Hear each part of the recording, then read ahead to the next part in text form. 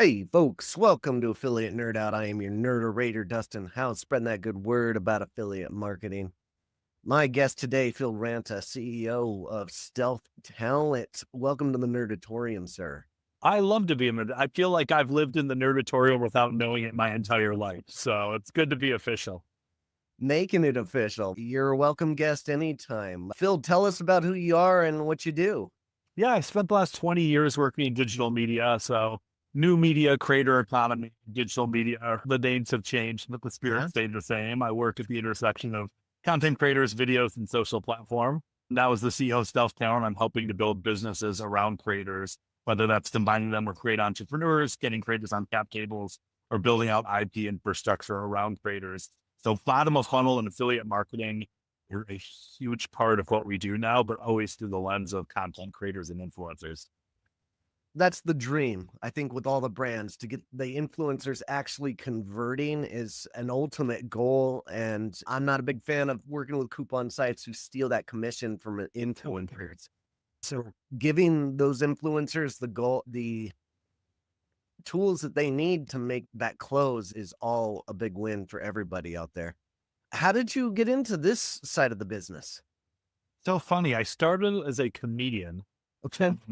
These were the MySpace video days, and I just head over heels for distributing content on those social platforms, which are getting a heck of a lot more views than me going and doing open mics, right? I shot a show, and my first show that I ever shot sold to superdeluxe.com. So I fell into the digital world. This was 2005 that I shot it, 2006 that it distributed. And then after that, I just fell in love with the market and slowly stopped being a stand-up and improv comedian and started just doing online content full time. I took over from the business end in 2012 when I became the first head of network at a company called Fullscreen, where started as employee number 9 and worked our way through a pretty big splashy exit to a joint venture between Sherman and AT&T called Otter Media. And after that, I was all in, no longer on the creative side, more on the operation side, which I really fell in love with. Okay, gotcha. I always talk about the best affiliate managers and influencer managers out there are the ones that have been in the shoes of the influencers and know what it is and what it takes and what they go through to create that content. And I'm glad you have that kind of background. It should be helpful in your role. Absolutely. I'm still shooting content to everything and going in CapCut. Like Yeah. I really do have the phone tablets of a 13-year-old girl, but it's because I'm so interested in creation distribution. Like that never quite leads you when you're a tech nerd who likes content. Oh my God. The kid on Newgrounds trying to upload an animation that wins awards, like that part of me has never left. For sure. I have to stop myself 15 minutes a day. I train my phone, only let me on social media 15 minutes because I'm going to get Yes. stuck there just scrolling away and I'll burn my day away. But fantastic. Today we're talking about creators and I will be honest, like I've never had a really great experience in the past with influencer agencies. And the big reason behind that is I'm trying to push brands affiliate marketing on these creators and the agency's always trying to get a sponsorship out of them because they usually get paid a percentage of whatever they sell essentially. But tell us about your business and how you're a little bit different than that. Yeah, I think that a lot of managers come from the CAUTAWME version of talent representation, which is I represent Brad Pitt. I know the career trajectory I need him to have. So I'd go and place him in the movie, try to negotiate the best possible terms, and then throw him in the movie. I come from a very kind of startup mindset. I've been working in startups my whole career, and I believe that more creators need to think of themselves like startups. Okay, well, I don't really care about whether they're getting the money up front or whether they're getting it on the affiliate commission in the back end. What I care about is, are they building the best, most profitable business around themselves? And if somebody can prove out conversions and they could be making $1,000 per Instagram story as opposed to grinding out for influencer marketing campaigns, or maybe they make $3,000 or $4,000, but the brand won't get the return. I'd rather take the $1,000. Why? Because they have open creatives. They can do the campaign whether they want. They make your own brand deal. They're trading their audience. They're like, hey, if you want to support me, this is the way that you can do it without me having to go this Big Mac is brought to you by McDonald's. Instead, they can have fun with it and do the links in there. So I think for some people, they're absolutely right to say no to affiliate campaigns. These are the low conversion, mass outreach, trend chasers. God bless them. They're doing their thing. But if you're somebody with a lean in community based audience and you want to actually serve what's best to your audience that they actually want to buy in a way that you want to prevent it, affiliate marketing is an awesome option. I totally agree. And I've been with those brands where I'm doing the mass outreach and I'm doing my thing and trying to help the brand. And I've run into that situation exactly so many times. But I've also been on great brands and still had that same experience with the influencer agencies, like giving me that still runaround. But it is so great and refreshing when I run into somebody that gives a look, an extra look at it. Is this really going to convert? Is this going to be a great fit for my audience? And if they can see that vision, affiliate marketing can be so much better for them in the long run for that product and their messaging. Can you talk a little bit more about what separates those creators who are building that long-term business between those who are like may burn out and stay dependent on those brand type of deals? Yeah, it's a great question. And unfortunately, there's no one right answer. Okay. Because the best way to do it is to become an aspirational creator. So people are watching you not to just watch the entertainment, but to watch you because they're like, I like this person. I want to be like this person. This person is defining how I look at fashion and makeup and tech, like the Marquise Brownlees all the way to like the top of LPK, Midwestern fashion moms. People are watching them because they're like, I dig their vibe. Yeah. If I get the guy, like I trust them, I trust the products that they're promoting, I trust their reviews on it. And therefore, if I buy that, I know that it's got a little bit of social proof around it. Like those people are building interesting and transactional audiences in a way that you are not if you're like creating something that might be like an awesome TV show. Like I watched SpongeBob SquarePants with my kids. SpongeBob, if they came out with SpongeBob said, use Tide for your clothes washing, probably wouldn't run out and buy it. I'd be like, this is weird. I'm just trying to watch this entertainment. Sure. But if it's Tom Kenny, the voice of SpongeBob, who I've been a fan with for 30 years, and I trust him, and I know he's hilarious, and he's just, God, fam, my audience, like, I was washing clothes the wrong way my whole life. I love Tide. Give it a second look. Yeah. So I think it's just a very different way to community build and fandom build. And I think a lot of creators are starting to get more wise to that model. Yeah. And I would say one of those wise moments that came out not too long ago was when the news about honey broke and all the creators in this economy were enlightened that honey has been giving you money and then stealing out of your back pocket, essentially. And that was a big moment in affiliate marketing. And we're striking while the iron's hot and bringing those creators over to our side of the equation at a much bigger click right now, in my opinion. Are you seeing the same kind of thing? Yeah, I think that like affiliate marketing almost requires a level of middlemaning because creators can't just go and sign up independently for each one of these affiliate programs one by one, right? Like the Gap just launched a pretty cool creator program. Sephora's always had one, but like what they don't realize, there's a whole lot of friction if you're a creator to be like, all right, I want to promote this product. Where do I go? Oh, that's the Target product. So I've got to go through that portal and this portal. So like stuff like honey is conceptually a great idea, which is just like, I get the one link, I promote it out there, and then I see back end on all of this stuff. Awesome. I can just promote this one thing. You're right. Where it's dangerous is once you have middlemen, you have to really trust the middlemen. Data is hard, and mass aggregation of data is hard. Cadence are hard, right? This is where I feel for a lot of those is a lot of affiliate platforms. They're cutting a lot of 3 cent, 5 cent, 10-cent checks, or at least trying to manage that on the back end. That's freaking hard. That's difficult. Yes, I agree that creators should be really thoughtful when they're doing affiliate marketing, and they should be focusing on where they can achieve the most scale and save themselves the most click and getting themselves the best deal. But also they have to trust the middleman because they could decide not to pay them. They could go out of business and just declare bankruptcy, never see $1, right? Yeah. You need to be able to trust that the money you're supposed to get comes to you in the right way. That's a great point, and educating your creators is probably a big part of your business model. And how do you coach those creators to act like entrepreneurs? What are some of the first systems or like revenue systems that you think they should be developing to become those entrepreneurs? I'm a big scientific method nerd, right? I like you come up with a hypothesis, test the hypothesis, turn the hypothesis into something actionable, then go forward with that until you have to test the hypothesis again. So the first thing that we always do is test the tolerance of their audience across different platforms. So if Hmm. I put up an Instagram link and I recommend something, even if I'm not making a dime for it, just like say, hey, like I love iPhones and the new iPhone just dropped and click this link, get apple.com and go check it out. And then take that data and say, how many people did that influence? Me doing it my way. How many clicks did I earn from that? If the answer is zero, you might not be very influential to your audience, which is fine, right? That's just, we're learning.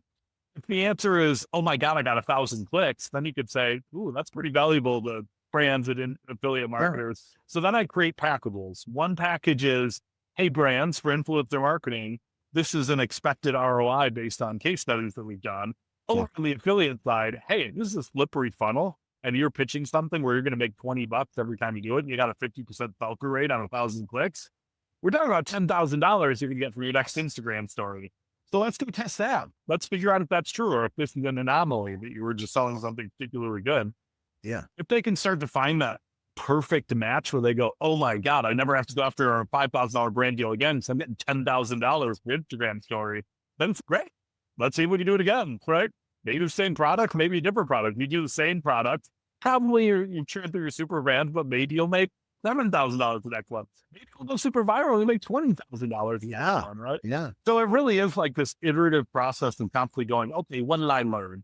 How do I make that actionable? And is this the best way to build a business for me? And remember, the most expensive part of influencer marketing is that 99% of pitches that you send out will not connect. So you're not making $20,000 per deal. You're amortizing that against 100 deals that were also lost in the time spent trying to get those, right? So if you actually are leading into affiliate marketing where you can essentially pick up a deal anytime that you want, you're saving yourself that operational contract negotiations, blah, blah, blah. So even if you're making more money per asset on the affiliate marketing end, if you can or on the influencer marketing end, if you can figure out the affiliate marketing end, it's a way more sustainable business. Excellent. I love the way that you're not just like showcasing it via science and data that is actually happening with the case studies, but you're also like teaching them a new avenue as well and trying out these new things. Love that methodology. What about creator equity? This is a term I'm not super familiar with, but I'm hearing more about it in brand partnerships. Can you tell us about what this is, how you practice it?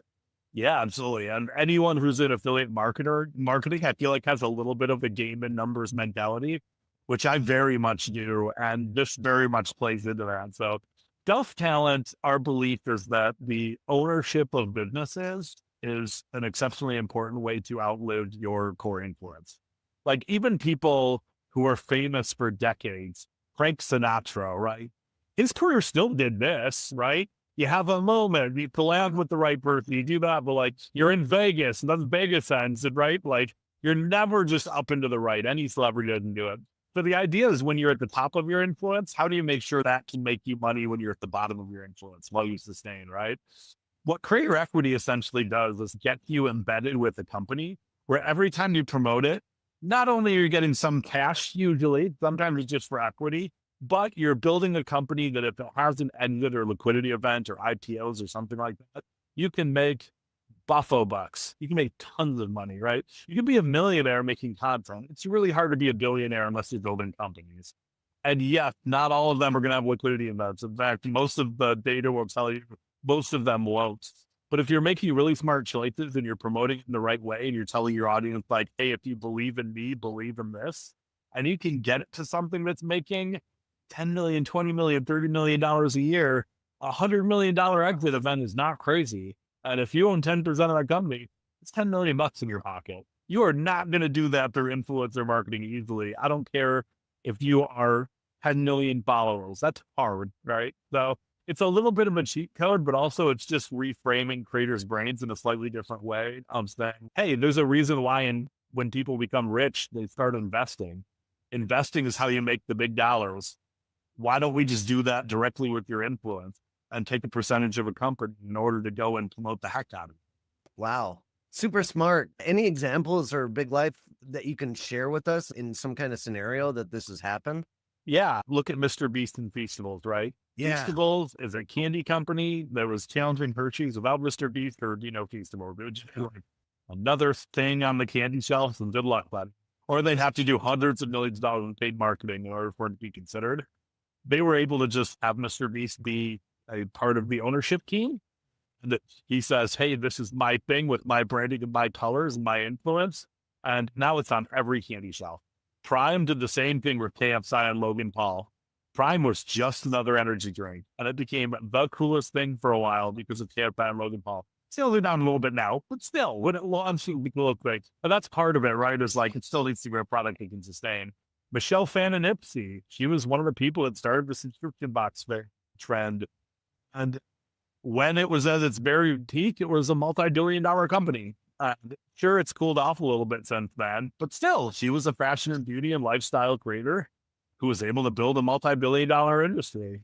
And now you're starting to see it like littler tastes now, where it's like David Dobrik and Dispo, where he went out and promoted the heck out of it. Or even Andrea Botez and Pathos, right? It's a creator economy company. She's on the cap table. It's starting to become a thing where savvy creators who understand how the rich get rich and stay rich and make their riches turn into more riches, that get it, are really leaning into it hard.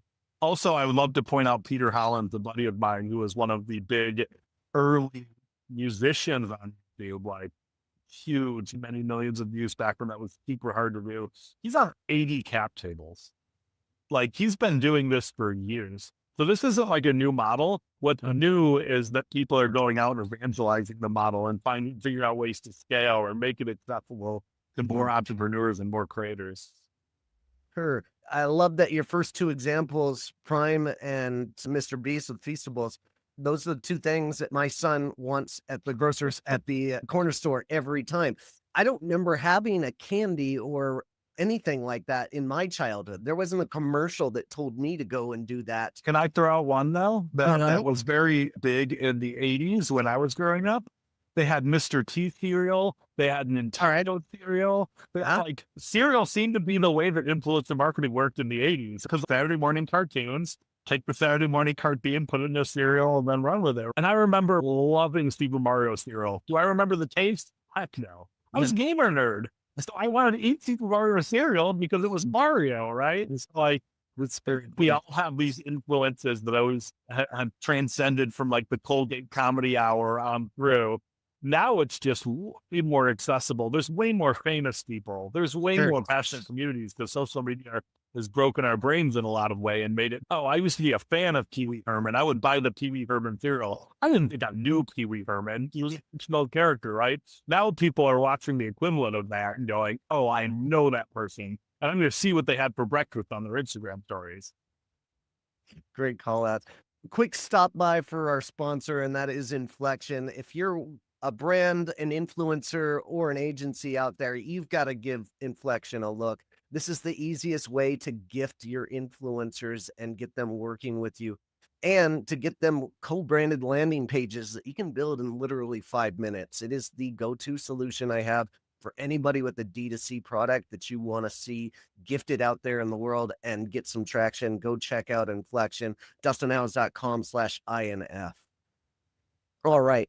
Moving into the content creators and AI, like AI is just super hot right now. What are you seeing some of these creators use for their workflow? It is wildly complicated. So I will say there, I will disclaimer, please don't take this as religion. This is moving so fast that I could be very wrong here. But there's a few things that we have seen. One is, before you give your name, image, and likeness to anything, read the terms of service. Read it deeply, or just put it in ChatGPT and figure out the terms of service. Ask it, do they own my face forever? Do they own my voice forever? Do they own my name forever? I think you'll be shocked and realize how many the answer will be yes. right? Jake Paul is on Sora now, as is Mark Cuban and everybody else, XQC. Sora is incredibly awesome for marketing. I'm seeing a lot of people on TikTok uploading videos of themselves with Jake Paul or like a deepfake app. Cool, it's free, it's wonderful. Is this going to chip away at Jake Paul's scarcity and understanding of how you control your brand image? I think so. Okay. Like it might be a quick marketing hit right now for a long-term big oopsie. Because what happens when everybody controls your image and then you're like, I can go do an influencer marketing campaign for me. Guess what? So can I. You're on Sora. I can just make Jake Paul and Phil Ranta drink a prime soda or whatever, right? So it's an exceptionally tricky thing in terms of owning image likeness and who owns it. And you might regret your decision 60 years from now if you give it to the wrong person. Also, it's making reality a complete thing of the past in terms of the internet and what's true. You can't trust anything on the internet anymore. The AI video is so good, and we're using consumer grade engines right now. I've seen the industrial grade engines. Like you can make fun of Midjourney imagery all you want for having extra fingers. I've seen the stuff that doesn't have extra fingers, and it's scary gold. And I'm talking like declarations of war by politicians all the way to deep fakes of pornography are now so cheap, plentiful, accessible. You can't trust anything on the internet. So all the Facebook grandparents that were falling for like news stories that weren't fake or from like fake news things, get ready for this to be 30% worse or 30 times worse, right? So they're going to see a video of, name it. Let's go back to Brad Pitt. It'll be Brad Pitt eating a baby, and a subset of of older people who don't understand AI will go, oh my God, that's the baby eater. And you can't tell them that it's not true because they saw it with their own eyes. And they've been conditioned to believe the internet, right? No, AI is scary. Now let's talk about what's good about it. AI as a way of data collation and understanding and taking in broad swaths of data that otherwise would be very hard to pour through and coming up with insights and understanding that humans simply couldn't, decoding a human genome, cancer detection. It is a miracle. And if we can focus AI in these places where we can really solve existential problems and have complex enough models, where you're saying like, hey, the earth is getting hotter and we can't figure out policy on how to get people from stopping the environmental catastrophe that's happening. How can AI solve this? And you get enough monkeys or enough typewriters in the way of AI to help solve these problems. We should come up with miraculous things that all the world's knowledge can't come together and do because the world's complex. But all the world's knowledge exists within this thing, right? We can solve real problems for humanity. Am I confident that we're the type of society that can solve real problems for humanity? Or are we just going to keep doing deepfake porn? I think you probably know the answer to that. Whatever is going to get more clicks is the answer in all reality. Yes. You bring up such an incredible point about the creator's likeliness. They're signing it away. Have you seen any? It's coming if it hasn't happened yet, but is anybody like holding that likeliness ransom at some point? Because I feel like AI is going to be like, hey, you can sign up for free. Free comes at a cost, obviously, or you can pay your paid subscription, but we're still going to use your likeliness. If you don't want us to use your likeliness, here's the $1,000 a month like package. Like, I think that's a thing that's coming, but have you seen anybody do any lawsuits, like trying to get themselves off of this? I haven't seen any lawsuits yet, but I have seen a lot of lawsuits in the world of stock photography. So a lot of models in stock photography have a photographer take their picture, $50 photo session or whatever, and they're saying, you have full rights to do whatever you want with it. And then the stock photographer will put it up on a website and then have a commercial license for $5,000 where anyone can use it how they want. And suddenly that image transfers and they'll end up on a billboard for like STDs. This has happened many times. You can Google these lawsuits, and unfortunately, somebody assigned something saying, hey, for this photo shoot, you're paying me $50. We can use it commercial. I don't care. Use it for whatever. Screwed, right? They can put you in as many STD ads for as many decades you want. You really don't have a good way to get rid of that unless you get like an elite lawyer, which is probably going to cost more than the type of person who's getting $50 to be in a stock photography. So like, we're going to start seeing that more with AI. I think that there's going to be huge movements around responsible AI and transparency around AI, because there's always going to be bad actors on the internet because internet and scams, like story old as time. What I tell everybody is more so than ever before, copy and paste the terms of service and just chuck them with ChatGPT or just take a look and be like, how is this screwing me?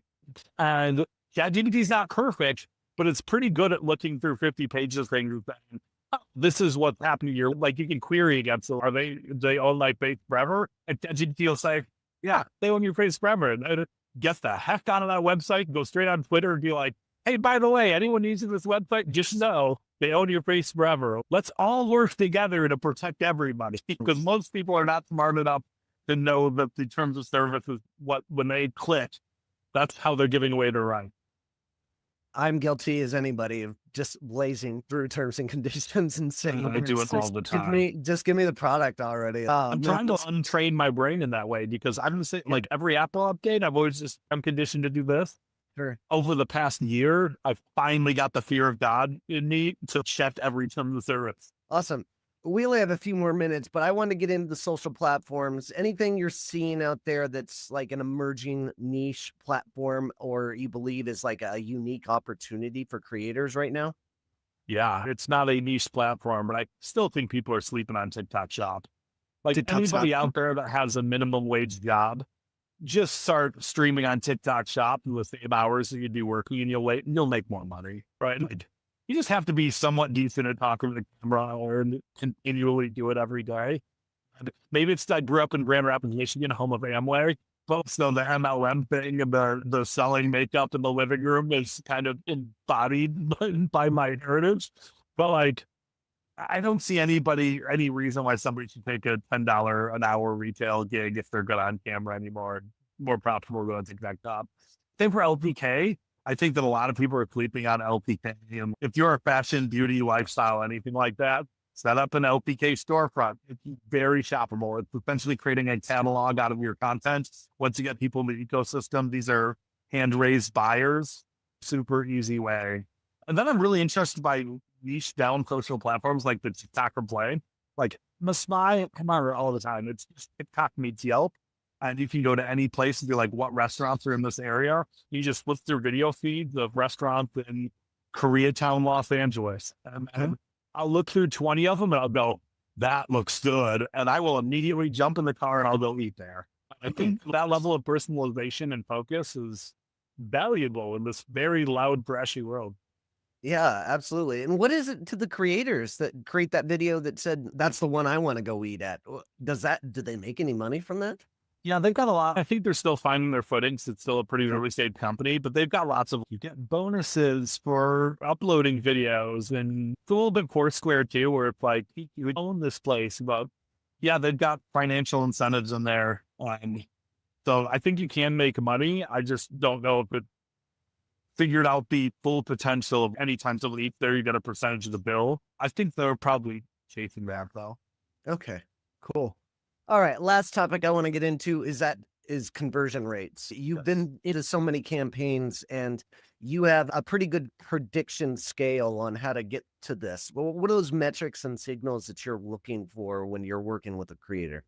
Yeah, the easiest stuff is first party data, right? Like actually go do it and then track the bottom of the funnel and link your social analytics to hopefully your Shopify analytics, or even if you're using like Amazon or whatever, pretty decent analytics so you can see where the spikes are, so you know where the traffic sources are. We're working with a company called Trudy.app, Trudy.app, who it's doing very analytics around sentiment, engagement, and the right kind of engagement, and who the audience is to try to have predictive metrics around bottom of funnel. Getting there, it's incredibly complicated because people are complicated, but it's been showing some very promising results. And I think when that happens, affiliate marketing just explodes 10 times as much. If somebody goes, oh, we know if you do this based on your engagement and everything, you'll make $600 a video or $300 an Instagram story, people's brains will switch. It won't sound risky anymore. It'll sound, oh, I'm going to go make that money. Yeah. And Trudy does this. Like I can put in a brand and match it with a creator and they'll give me like what they think is going to be conversion rate.